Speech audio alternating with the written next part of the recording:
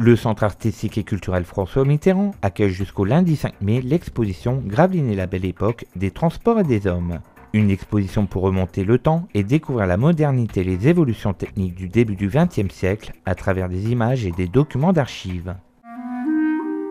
Cette scène, filmée à bord du tramway de Dunkerque, date de 1913. Ce document d'archives aujourd'hui précieux en dit long sur une ville et un temps révolu. Celui de la Belle Époque avant la Grande Guerre, période plutôt joyeuse à laquelle les archives municipales de Gravelines rendent hommage avec son exposition Gravelines et la Belle Époque. Dans la commune, le tramway n'est pas présent, mais les transports utilisés entre 1870 et 1914 sont diversifiés. La Belle Époque, à Paris, on imagine toutes ces voitures sur les Champs-Élysées. À Gravelines, c'est un peu différent. On est encore sur les chariots, avec les chevaux, les charrettes, le développement des vélos. Il va falloir attendre quand même quelques temps pour avoir les premières voitures. Donc c'est vraiment encore sur des transports plutôt ruraux, comparé aux grandes villes qui ont vraiment le développement avec les tramways, la gare. À Gravelines, ça va arriver, mais un peu plus tardivement. Il faut attendre 1870 pour avoir l'inauguration de la gare de Gravelines.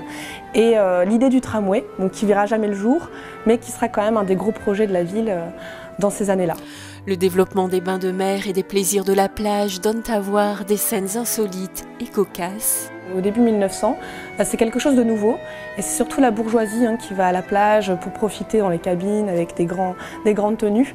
Et donc on arrive de Paris, on arrive de Lille en train et arrivé à la gare de Gravelines, elle est un petit peu excentrée de la plage, donc il faut trouver un moyen pour aller jusqu'à la plage.